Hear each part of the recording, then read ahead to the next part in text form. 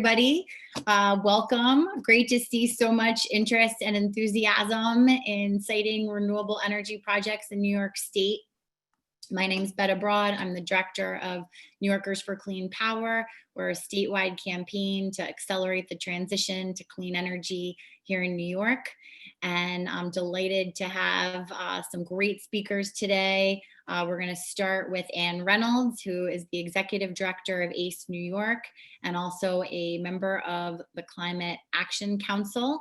And Ann's going to be taking us through the new regulations from the Office of Renewable Energy Siting. And then we're going to hear from someone on the ground, Ryan Piche, who is the Lewis County manager, and he's going to talk about his real world experience citing renewables in Lewis County. And then next, we will be hearing from Giuseppina Agovino, who is an advocate and supporter of renewable energy in Greene County and the co-founder of Friends of Flint Mine Solar. And then last but not least, we'll hear from Jess Enzmann, organizer with the Sierra Club, about specific ways that we can all support this process and support renewables on the ground by participating in upcoming stakeholder sessions and some other take actions that she'll go into more details about. I'm joined by my colleague, Michaela Shavako. Mick, I don't know if you want to say hi, but as always, thank you so much for holding it down and making sure that this all goes smoothly. No problem. Hey, everyone. Nice to see you again. So please, and please put your questions in the Q&A at the bottom as we go, and we'll be sure to get to them at the end. So I'll pass it off to Ann, who's going to take us through some slides and explain what these new rules are about. I think the regulations are about 100-something pages. So this is going to be kind of the Cliff Notes version of the regulations, but we so appreciate, Ann, you joining us and breaking it down for everybody. Sure. Thanks, Betta, and everyone. Happy to be here. Yeah, the regs are long and they're complicated, but we're going to try to go through this quickly. I'm going to go ahead and do a share of my screen, and hopefully that works. Let's see a thumbs up if that's working. Okay, good. All right, so I'm with the Alliance for Clean Energy of New York, and for those of you that don't know ACE New York, our members are both renewable energy companies and environmental organizations. So if you're wondering, my bias in this is that we are working hard to get wind and solar projects built in New York, and we saw a problem with the previous process, which I'll be referring to in my remarks as Article 10, because it was that part of the New York's public service law.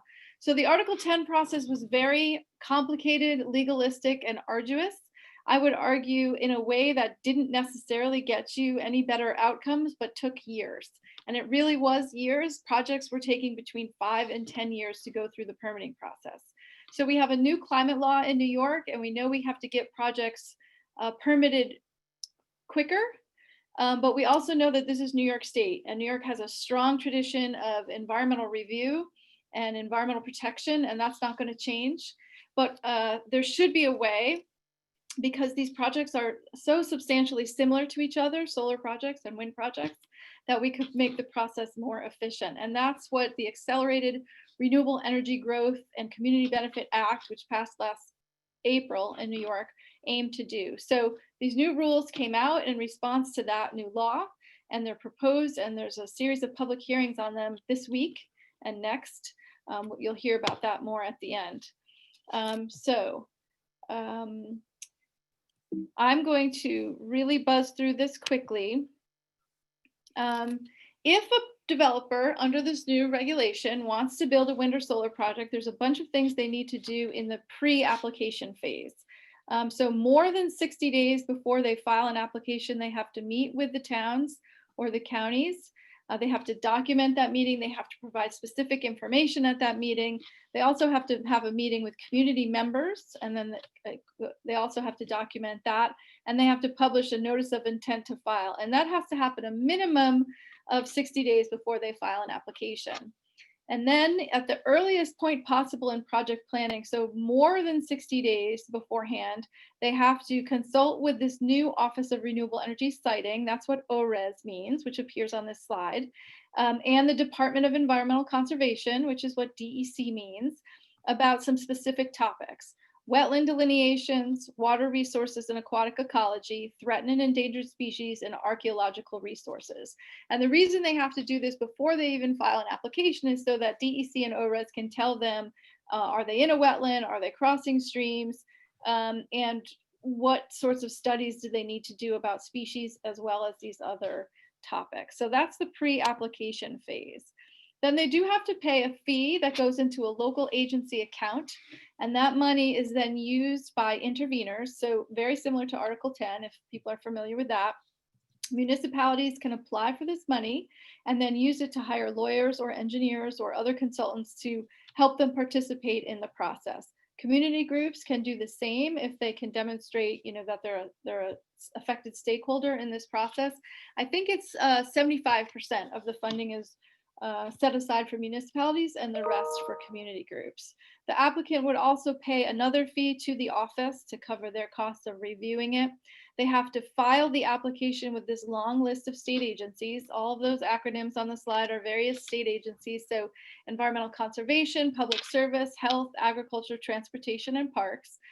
They have to file the application with all the towns that the project might be located in, the state attorney general, and all the libraries that are in serving districts of state elected officials that are in districts affected by this project. So there has to be an easier way for me to say that, but all the neighborhood libraries would be a better way to say it. They also have to tell newspapers that by publishing a notice that they're going to file the application. They have to tell all the affected state legislators that they're going to file an application, and they have to specifically notify all the neighbors that are within a mile of a solar project and 5 miles of a wind project. So this again is things that happen before the application is filed.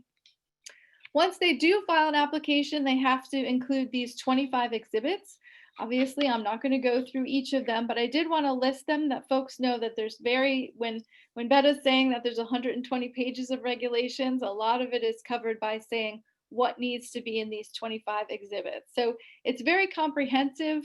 That a wind or a solar project has to look at all of these topics, whether it's public health, whether it's visual impacts, whether it's terrestrial ecology, threatened species, the effect on agriculture, the effect on transportation, consistency with the state energy plans, etc. So all of these 25 items have to be covered in detail in the application that's submitted.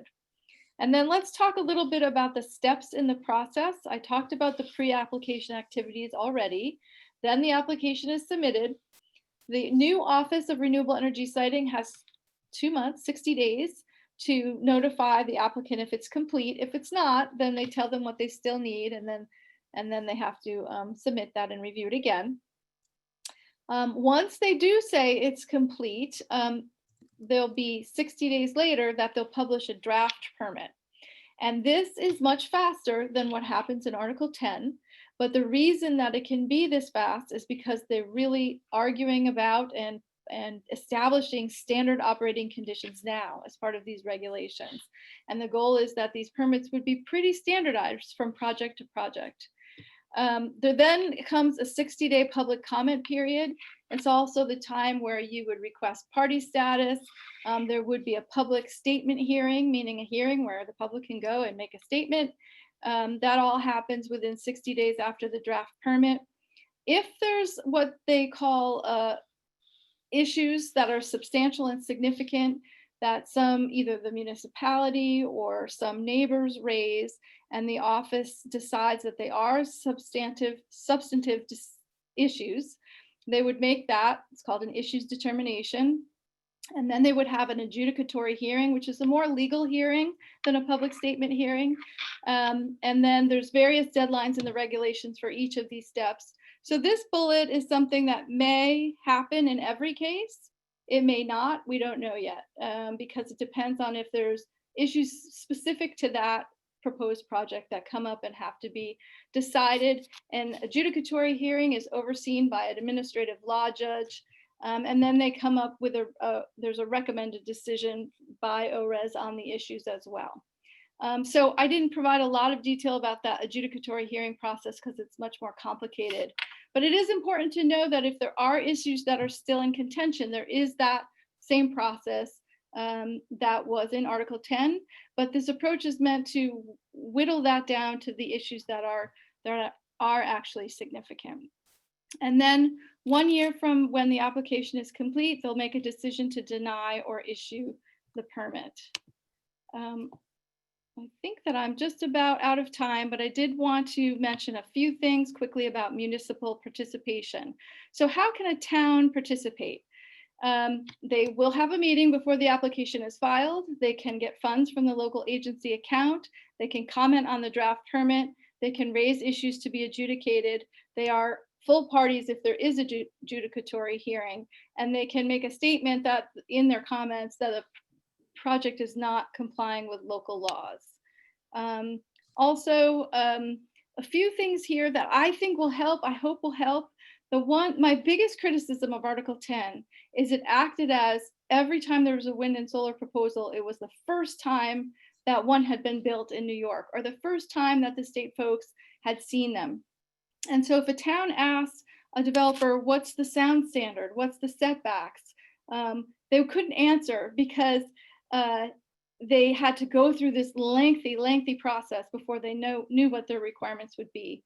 With this approach, the requirements would be established up front, and so the town would know what the noise standard will be, what the setbacks will be. They have to provide a host community benefit like a pilot. They have to abide by all local laws unless ORES makes an exception, saying that a law is unreasonably burdensome. We can talk about that more if people have questions. The permittee has some requirements related to traffic control during construction. There's no granting of eminent domain. It's only willing landowners in all of these processes. And they also require a full decommissioning and site restoration plan, including letters of credit to pay for that.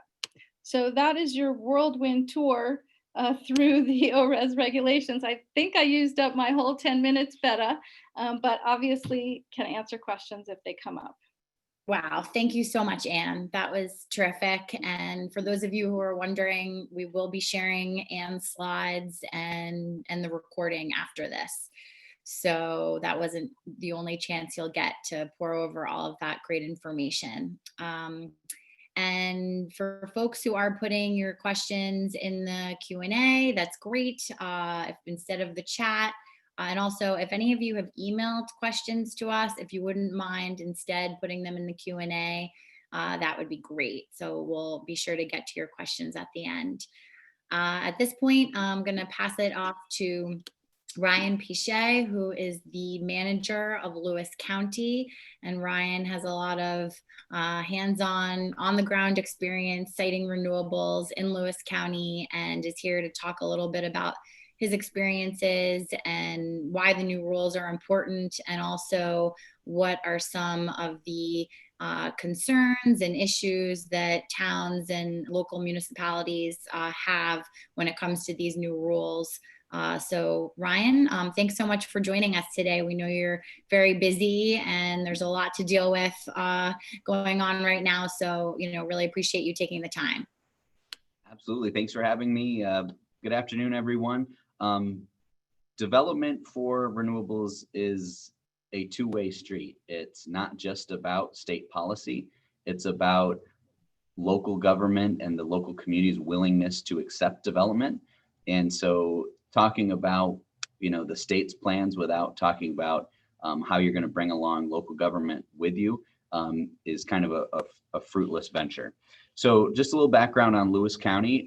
We are home to 27,000 residents, over 1,200 square miles. So not, the Westchester, Nassau County, Manhattan. We are a place that has room for renewables, and we're a community that is open and welcome to renewables. In fact, Lewis County is one of the only counties in upstate New York that is certified by NYSERDA as a clean energy community. We are home to 21 hydro facilities, 3 wind farms with 2 more that are scheduled for construction over the next 2 years. That would make, we would have over 400 wind towers in Lewis County by the time those other two projects are complete. We are in the midst of what many people are calling the solar tsunami, meaning we have developers pounding down our door. They want to do business. They want to take advantage of those credits and build solar in Lewis County. And we are definitely welcome, welcome to that type of development as well. We recognize that clean energy development can be a key piece of our economic development strategy in Lewis County. It creates jobs, it creates tax revenue. And, for example, just from the wind projects alone, Lewis County has funded a new courthouse. We have funded a new community college and a 911 radio system. So as a small community that's a little bit poor, but has lots of land, we're definitely open to this type of development. The Article 10 process is what we've been working with for the last, well, I don't know how long it's been. It seems like at least 5, 6, 7 years. It is arduous. So like I said, we're a community that wants that wants green energy development, and there's very little opposition from the public or local governments. Even so, these wind projects are taking 3, 4, 5 years to get through the Article 10 process. So we are curious and excited to see that the state is trying to go in a different direction. But I think whatever happens, we need to understand that green energy development needs to be balanced. It needs to be balanced developer needs and the local government needs, right? So we have concerns, we have land use concerns like, ag protection. We don't want to cover all of our really productive agricultural land that feeds our local ag economy with solar fields. But we are really, eager to use some of our secondary land or unused land for green energy development. We can't have a state policy that bulldozes the local interests for agriculture, for example, for stormwater management or other zoning regulations. Those local things need to be kept as part of the process. The other thing that's really important is it's important that local governments keep control of their ability to provide pilots and taxes. So we provide incentives for developers in Lewis County to build green energy here. Not every county does. We do. It's important that the state recognize local governments have a role there. What we've done in Lewis County, for example, is we give solar developers a deal. If you want to use non-prime, subprime ag land, you pay less in your pilot than if you use prime ag land. So there's ways that the local governments can work together with the state. And I think that we're excited for this new process, but we're also a little nervous about state overreach. It's, it wouldn't be out of the realm to think about, the state interest in downstate. We want to be renewable by 2030. And the only way to get there is to push development upon little rural communities like Lewis County. And we need to make sure that we are maintaining our interests as well. So that's kind of what it takes on the ground. And back to you. Great. Thank you so much, Ryan. Really appreciate that insight and all your experience. I'm sure people are going to have questions for you at the end. So now we'll hear from Giuseppina Agovino, who is an advocate with Friends of Flint Mine Solar. Great. On it with the screen sharing there, Giuseppina. So I'll just pass it off to you to talk about what you're doing in your community to support solar and how these new rules hopefully will help get some projects built in Greene County. Thank you. Thank you, Betta. Hi, everyone, and thank you for taking the time to join us today. My name is Giuseppina, and I'm the founder and president of Friends of Flint Mine Solar. I am also a mother of 3 young, amazing boys. My boys are one of the main reasons I have gotten so involved in this project and renewable energy in general. I want the future generation to inherit a planet that's not on fire. And I don't think that that's too much to ask.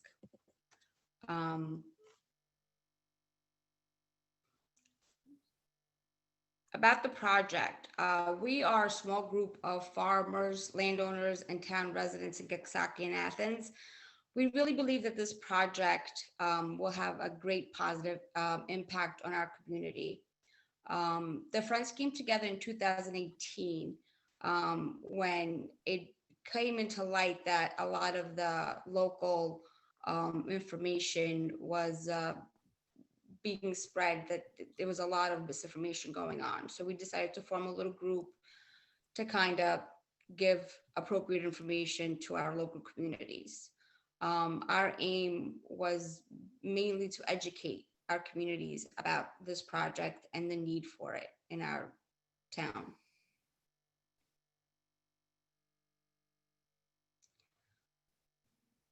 Why this project is so important to us. The land in Coxsackie and Athens consists of very poor drained clay and is unsuitable for modern agriculture. It really has become an economic drain on the landowners and the resources. Around our neighborhood, we have very high voltage power lines, and installing utility scale solar will allow the land to be used productively and sustainably again. There's nothing more rewarding for a farmer who can't farm its land than to harvest the sun. Bringing solar power to the communities is a great economic opportunity. We need to address climate change. I mean, 75-degree weather in mid-November, I don't think is normal, and that's the direction we're heading in. This is a few shots of where the project will be going. As you can see, it's not prime or farmable land.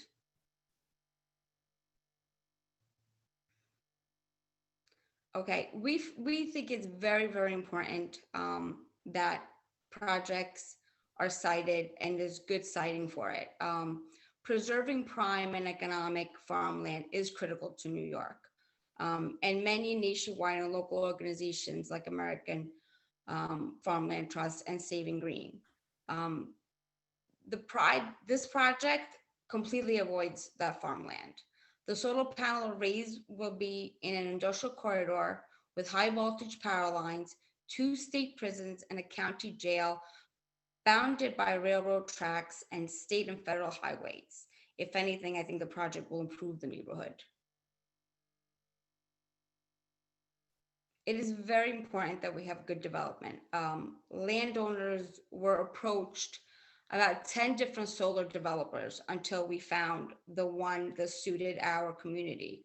It is important to choose a developer who recognizes the value of the land and the landowner's values. It's also vital to work besides them to ensure the local input is taken seriously.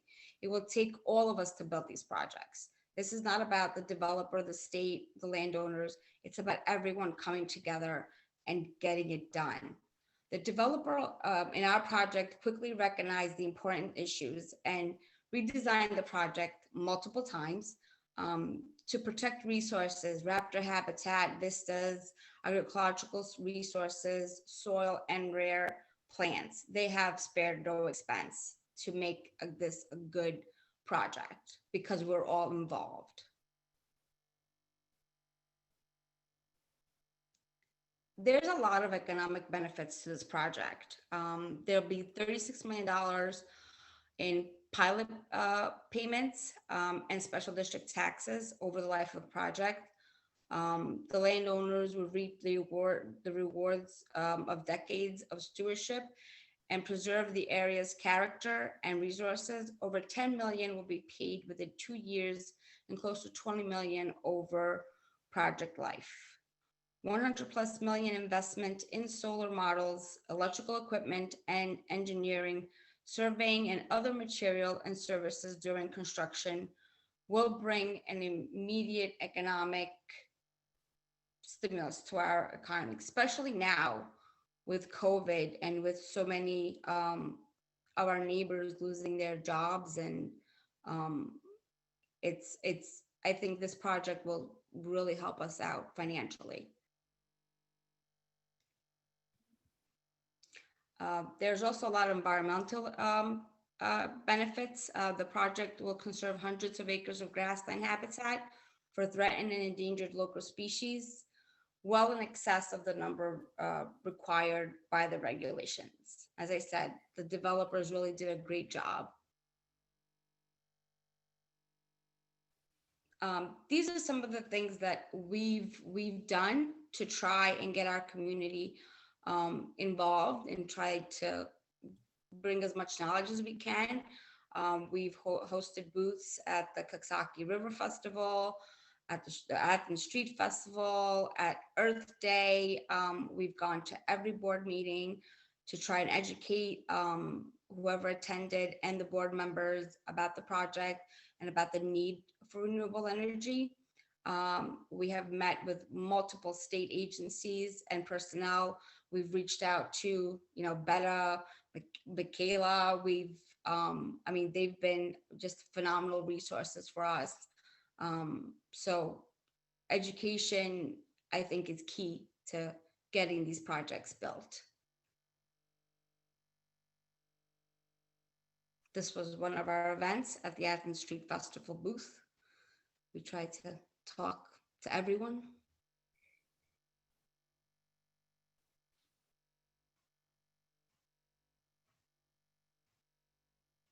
Okay, why is the streamlined siting regulations are required for renewables?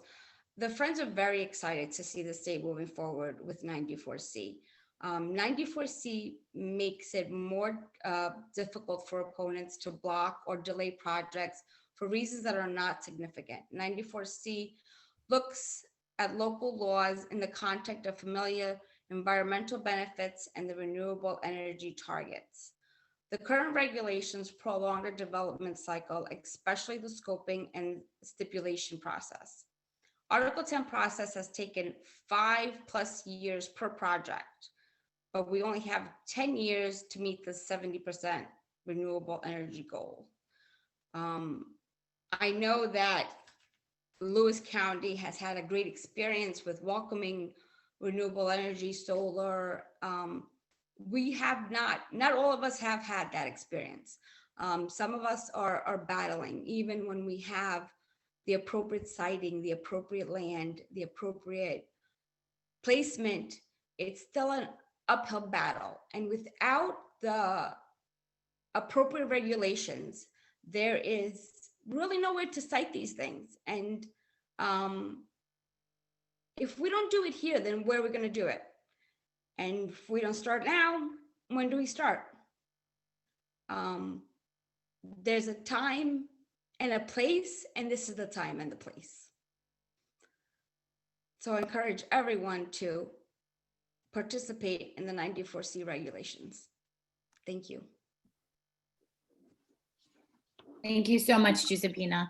That was fantastic. And you and Friends of Flint Mine Solar have been doing an amazing job educating your community. And we really see it as a model supporter group. And for anybody out there watching who wants to start their own supporter group like Friends of Flint Mine Solar, please let us know. We'd love to work with you and potentially connect you also with Giuseppina, who can speak from her experience in her community. So thank you so much. That was great. And we'll now move on to Jess Enzmann, an organizer with the Sierra Club, who's going to go into some more detail about how to support these new regulations and how to support getting projects built in your community and in general in New York. Jess, thanks so much for being here today. Great. Thank you, Betta, and thank Giuseppina for your personal story. I think a lot of people on the call are probably wondering, how does this all come back to us and our physical location, our state? How are we going to really make a difference as this collective of people who are interested in solar and large-scale renewables? So our call to action today, we have a couple. So before I even click through, I just want to say we will be sending an email that will include links, this PowerPoint, as well as a recording. So if you're not able to grab the link out of the chat, just check your inbox and you should have everything there at the end of this call. So what can I do? One of the first things you can do is sign our petition. So I just dropped it in the chat. Our petition is supporting the Office of Renewable Energy Siting. and just supporting renewable energy at the state level to make sure that this process that we're talking about can continue to be streamlined and we can continue to see projects being permitted in our state and this progression towards clean energy. Another thing that you can do if you want to act specifically on this again is a digital hearing will be held, one on November 24th and one on November 30th, as well as some other digital hearings where the state is looking for your input on solar, on large scale renewables, on this specific permitting process. And so what we have available is a form for you all to fill out. And in that form, we'll explain what digital hearings there are, where you're located, and from there we can coordinate with you to better build out how we're going to interact with those hearings and how we could testify and be heard on those digital platforms. And so beyond this, if we're interested in doing some work continued into the future, into 2021 for the next 5 years, to really keep pushing clean energy and to keep doing this work, we have a supporter form for continued updates for work throughout. And then also, if you want to send this information to someone else, you want to join another event, you're a part of a municipality, or you want to make this event available to a municipality, there is one that will be held on Monday at 1 p.m. They'll be talking about this same rules and regulations that we're discussing today through the lens of municipalities. And so all of that information will be in our follow-up email. And those are just 4 ways that we can continue to stay involved now and through the future with renewable energy. Okay, great. Thanks, Jess. That was terrific. And thank you for sharing those links in the chat. And I just pointed out to folks, if you could put your questions actually into the Q&A rather than the chat, that would make our lives as moderators a little bit easier. So, okay, we've got plenty of time here for Q&A, which is great. So why don't we just dive in? And some of them I see have already been answered, but not too many. Okay, so how do you respond to critics who argue that the fossil fuels used to create renewables offset the clean energy generated by renewables? Okay, so kind of a higher level question. Anne, do you want to take that one? Sure. Well, I would say that those critics are wrong. Yes, it takes energy to produce wind turbines and it takes energy to produce solar panels. That's true. It also takes energy to produce natural gas turbines, nuclear plants, and any other way you choose to generate electricity. So over the course of time, when these technologies are used, a technology like wind or solar that does not release any carbon or other air pollutants has of course a benefit compared to those that do. Thanks, Anne. Okay, this is a little bit more in the weeds about ORS. So specifically, which ORS officers will make the decision that a local wind turbine siting law is overly burdensome and needs to be overruled? Also, does ORS have the ability to overrule local taxation authority, such as the opting out of New York State real property tax law or a county legislature's resolution denying their IDA's ability to grant pilot agreements to renewable developers? I'm hearing a little bit of feedback there. Want me to go ahead, Betta? On that one? Yeah. So the regulations don't say which ORES officer would make that decision. It just says that the Office of Renewable Energy Siting would. And as of yet, they have a deputy executive director, but there's a job posted for an executive director. So I think it would be the executive director of the office would make that decision. The second part of the question is, can they overrule local taxation authority? And they cannot. So every wind and solar project would still have to negotiate a tax payment, whether it's full assessment or a pilot, which stands for payments in lieu of taxes, with the local taxing jurisdiction. So this gets to what Ryan was saying. These projects still have to make friends at the local level, I'll put it that way, because they're the ones that decide about taxes. And Betta, I can see the Q&A now. Do you want me to roll through a few, or are you back to you? It's up to you. Sure, if you'd like to. Also, I see that Janelle has actually raised her hand. Most people are putting things into the Q&A, but also, happy to hear from Janelle. If Mick, can we call on Janelle? Mhm. Sure, I can then- allow you to speak, Janelle, if you want to ask a question. So I'll allow you to talk. Oh, and you're. Hi. Hello? It doesn't sound like Janelle. No, you know what happened is the person who organized our meeting sent me this link. It was on solar carports. And I am the chair of the Wawarsing Democratic Committee. And can folks hear me? Yep. Yes. So I am not Janelle. I'm Andrew Faust. And I'm in here on Janelle's link for some reason. It's a logistical error that has to do with what was sent to me in my email. Okay, no worries. Please In ask the- your question. Just as a clarification, and in the chat, I did put my proper email and my name for future contact. What I want to ask a question about is really, it's more a query in the sense of wondering, to what level do we have a decent comprehensive energy plan that integrates a range of renewables and is independently arrived at on a community by community basis? And what I mean by that is, have we created a comprehensive retrofit plan for becoming renewable in a way that makes design sense for Ulster County?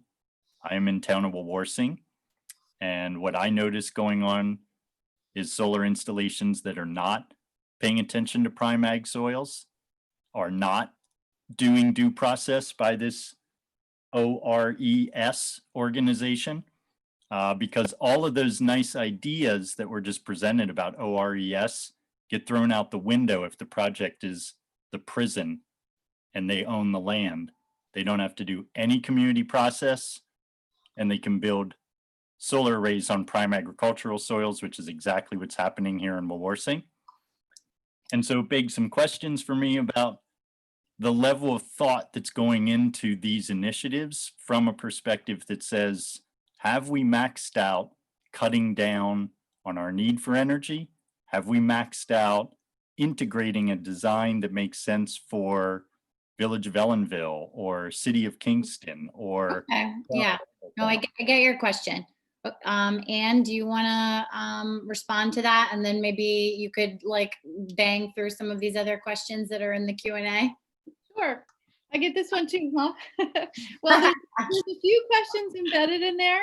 Number one, have we maxed out our energy efficiency and controlling our demand for electricity? Absolutely not. There's so much more that we can do. And the state is pursuing that. The new climate law has a goal of 185 trillion BTU reduction in energy use. And that is super, super important. And probably worthy of a topic of many teach-ins in and of itself. But the modeling shows that even with the state achieving all of those energy efficiency goals, which are really aggressive, we still need to contract for an additional 4,500 million megawatt hours of renewable electricity between the years of 2021 and 2026 in order to reach the climate goals. So that factors in all that energy efficiency. And offshore wind, 9,000 megawatts of offshore wind. So there's a lot to be built, and we do need to find places to build it. So that's one answer. I would also add, I think that it's important to know that these new regs apply to projects that are 25 megawatts and bigger, or 20 megawatts and bigger if the developer opts in. So think of it as 20 megawatts and larger can go through ORES. If there was a project to do that at a prison, it would still have to go through these regs. I imagine that smaller than that, and they would have to go through SEEKR, the State Environmental Quality Review Act, which means that the local town would have some the obligation to handle the permitting then in that case. So let me try, I have a few of these questions that people are asking.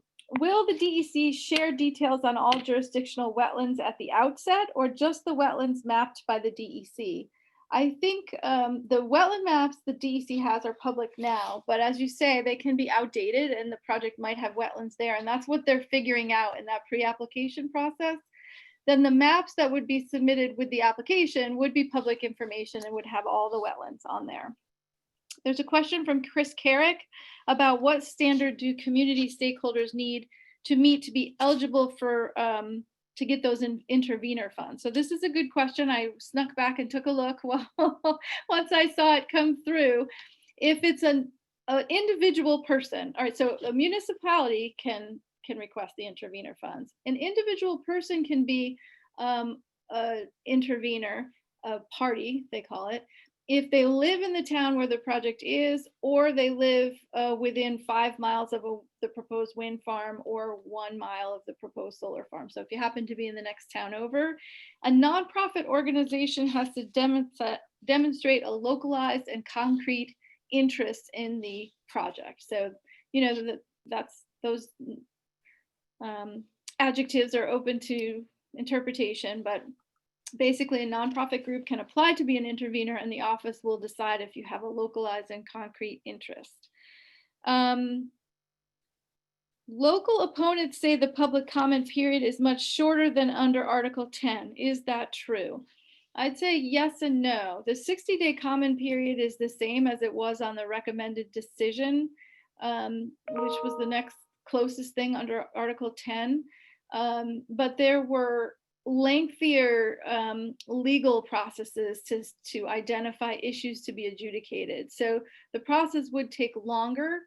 In actuality, this process requires a decision within 1 year of a complete application, and so did Article 10, so that was the same, but it was the pre and post things that took so much longer.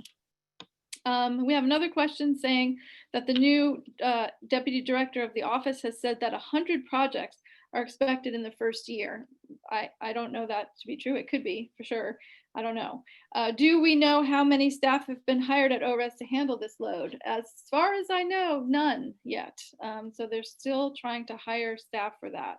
The next question is, what if it's not deemed complete during the first ORES review? So then the office would send a letter to the applicant and say, your exhibit 6 wasn't adequate, and they would give them time to respond, and then they would do the completeness review again.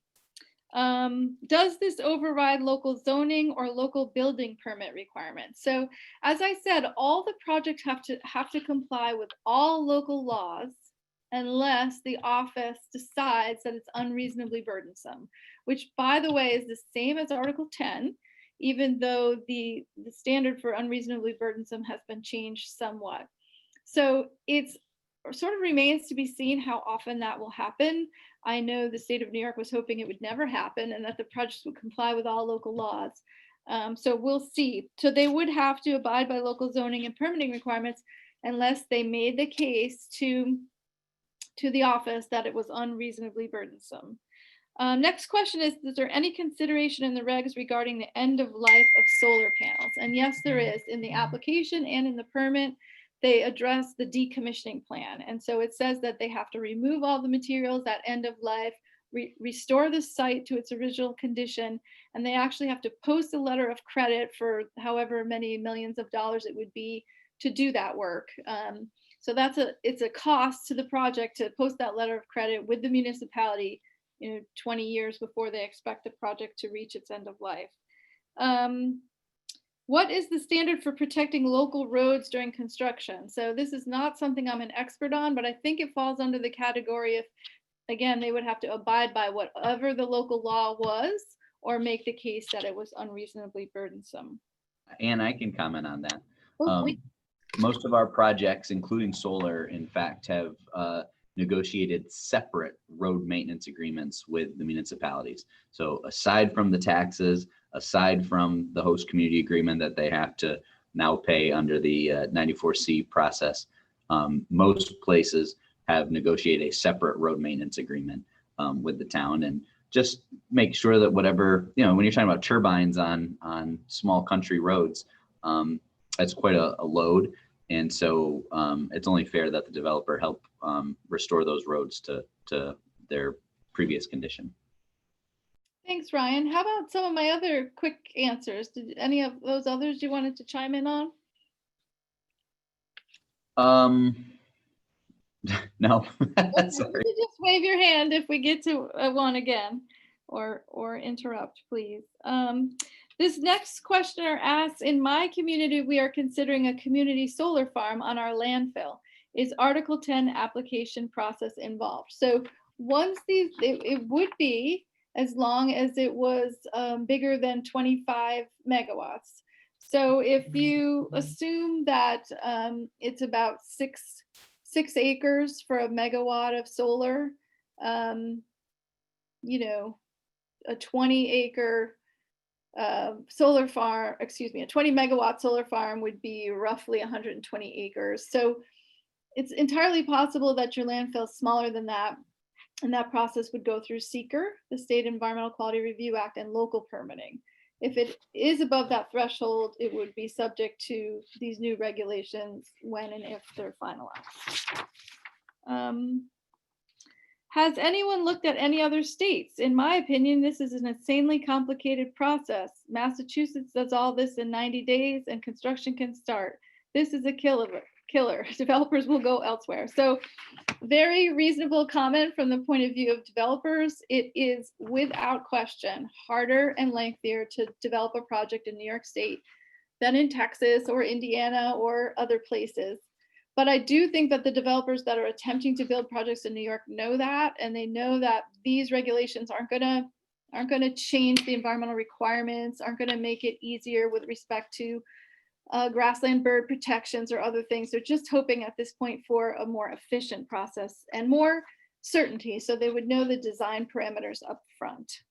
And a note on that, New York is a more populated, more densely populated state. So you talk about some of these other states, sure, development can be easier, but municipalities can block development much easier.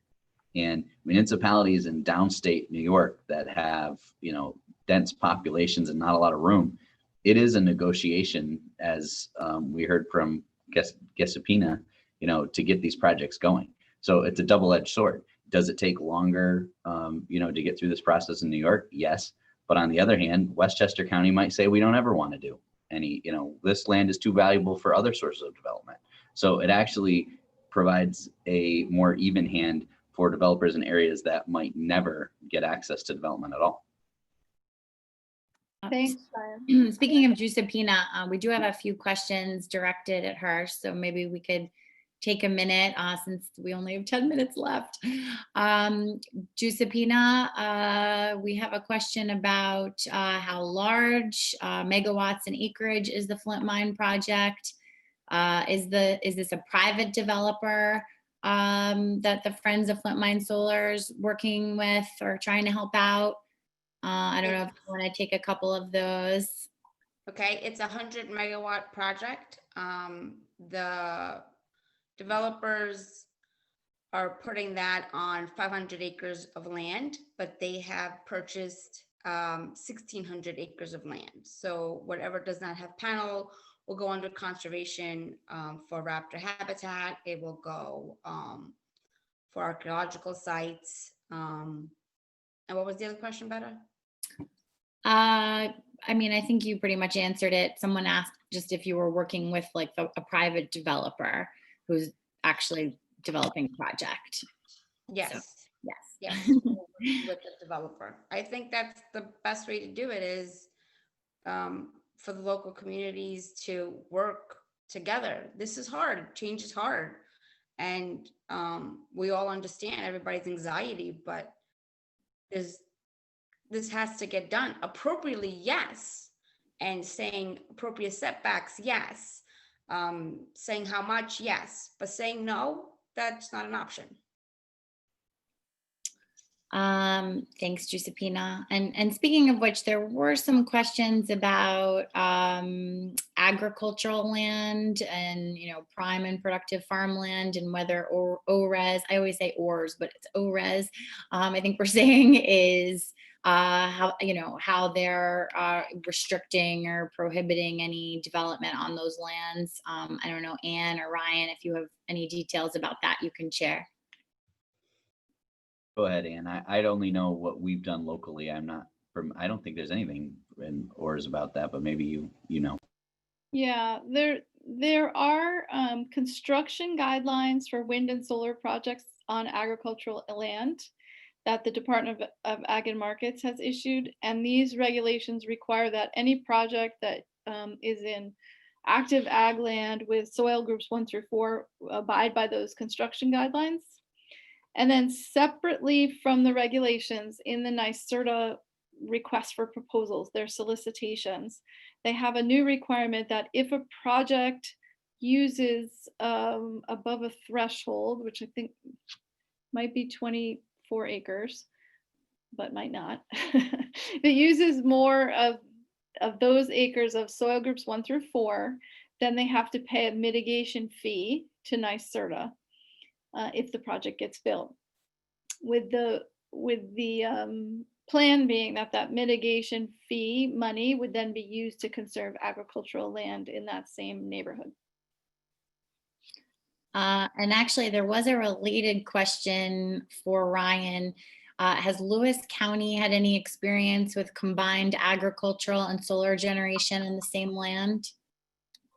No, we've heard a lot about it. It seems to be, well, in my opinion, it seems a little bit of a pipe dream, to be honest. You can't grow corn or soy or hay and harvest it in a commercial agricultural setting around solar panels. At least we have not had anyone that's been able to do that yet. There's been people that have done like livestock, like goats and sheep around solar, but I don't know how you harvest corn or silage around industrial solar. Okay, thank you. Anne, any other questions jumping out at you? Go back to my list if you want, but just interrupt me at any moment. There was a question, are there any requirements for DEC to create or protect wildlife conservation areas near the development site? So not for DEC to do it exactly, although it might work out that way, but these regs have a new thing in them called the Endangered Species Mitigation Fund. And so if the project has to be designed to avoid and minimize impacts to threatened and endangered species. And if it determines that there still is after that some impact to endangered species, then they will have to do some mitigation to demonstrate net conservation benefit under New York state law. So they would make a contribution to this fund, and then DEC will implement that, some strategies to use those monies for species conservation. So it could be by conserving land nearby. Yes. Let's see. Pilots is a term that everyone is aware of. It's payments in lieu of taxes is what that stands for. So it's an agreement that projects come to with the local taxing jurisdictions, the schools, the county, the town, to pay taxes. Usually a 15-year agreement, Ryan, or is it a 20-year agreement? It depends. We've done some longer ones. Typically, you don't want to go out further than the useful life of the project. That would be unwise. So here's a question that I'm not sure I know the answer to. Ready? If a town board refuses to consider a solar project on, say, a defunct landfill, and there's an interested developer, what advice would you give to convince the town board to accept the project? 6 of 7 board members are climate deniers. Well, I would, in that case, use the possibility of taking a piece of land, i.e. a defunct landfill, and generating some tax revenue from it. And I would assume that the town board would be interested in that tax revenue. To me, if there's someone who doesn't care about climate or energy generation, it should be a consideration of their fiduciary responsibility as the town board to see if there's an opportunity to generate tax revenue there.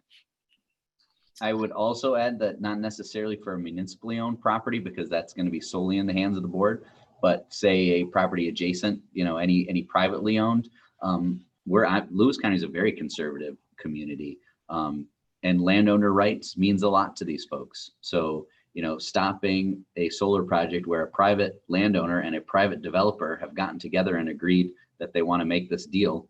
You know, a lot of people don't think there's a role for government. So, you know, that's kind of been to our advantage as well.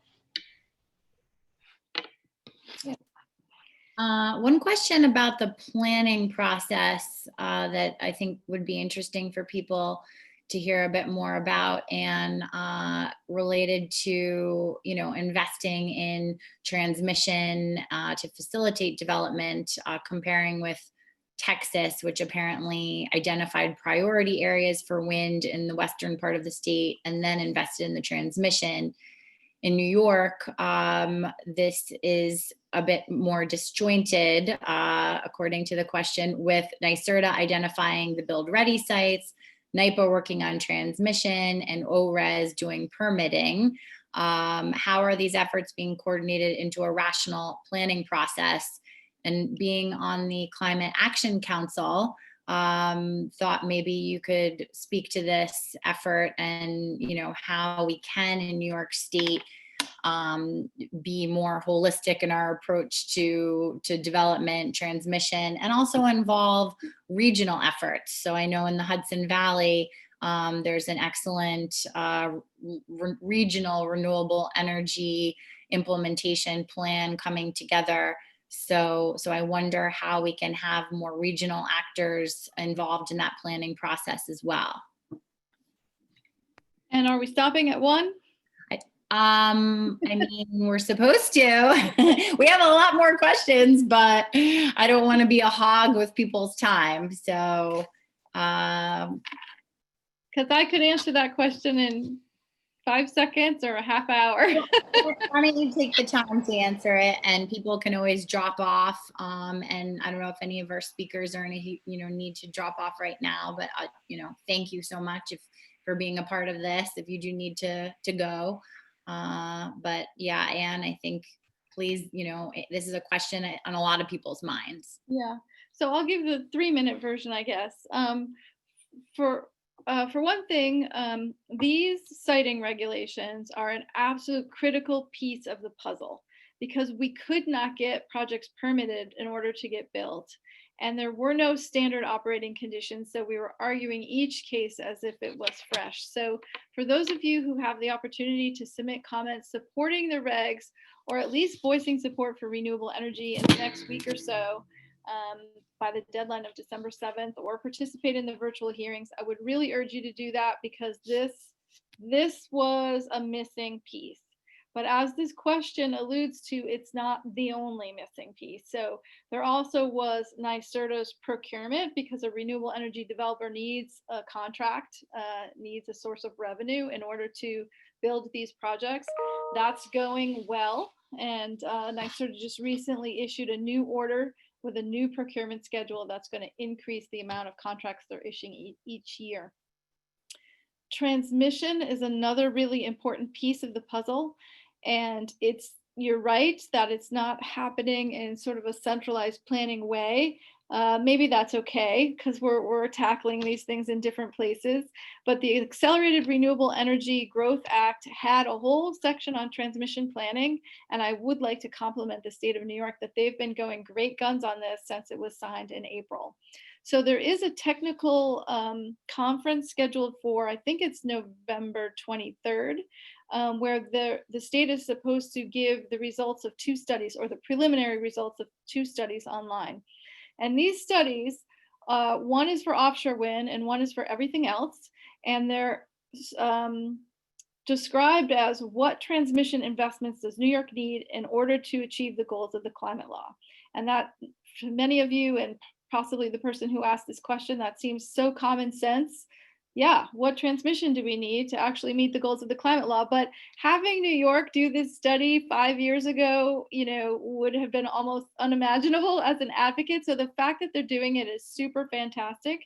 And then on a parallel track, they're asking the utilities, what investments do you think you have to make on your system to be able to connect renewables, given how renewables will be in different locations and will have a different generating profile than a natural gas plant? And how do you propose that we pay for that? Meaning, if it's an upgrade in National Grid's territory, should National Grid customers all pay for it? Should just the customers in that neighborhood pay for it? Should all of New Yorkers pay for it? So those are some naughty questions, but it is so refreshing and great that the state is tackling all these. So we need the contracts, we need an efficient interconnection process, we need an efficient process to get a permit, and we need the transmission system that can take this power.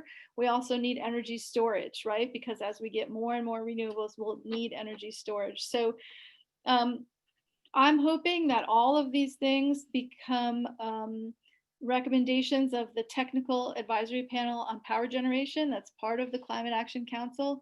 They're meeting now, their meetings are public, and they're taking input from the public. So folks should say to that technical advisory panel, there needs to be more planning on transmission, there needs to be more consideration of local planning in the Hudson Valley, or whatever it is that you think needs to happen. There is so much going on right now with planning and investment and construction, permitting and transmission. So it's all good news, but it doesn't mean that it's going to be easy to meet these goals. It's still going to be very much a challenge. Thanks, Anne. And I should admit that I'm on the power generation advisory panel. So yes, please feel free to contact me if you have more thoughts on this. And our next meeting, which will be broadcast, is on November 20th at 1 o'clock. But I want to hand it over to Mick real quick, just to wrap this up with any last things that people Great. should do and know about as everybody's kind of dropping off, since we're a little after 1 o'clock. Yeah, thanks, Betta. I just want everyone that was on the meeting today to fill out our form to let us know which stakeholder meeting you can go to voice your support. We listed the virtual hearings on our form, and there are in-person ones around the state. And to get more information on those, you can go to ores.newyork.gov/events. I put the link in the form as well. We want to encourage folks to go to the virtual hearings since we are still in the midst of a pandemic. So if you go in person, just be sure to be safe and wear a mask and social distance. And then also, I want to show our petition as well. If everyone can take a few moments to quickly sign your support, and you can look more into what the petition says on our site, and I'll link those in the chat right now. So thank you everyone for attending, and we will be sure to send up that follow-up email soon. Great, thanks so much. We, I think, have a lot to follow up with folks, and we can also try to copy the questions into a doc and see about getting some of those answered. I'm sorry we didn't get to everybody, but hopefully you learned as much as I did today. And again, really appreciate all of our panelists being here, and everybody for joining and continuing to press ahead as we transition to a clean energy future in New York. So thanks so much, and enjoy the rest of your day.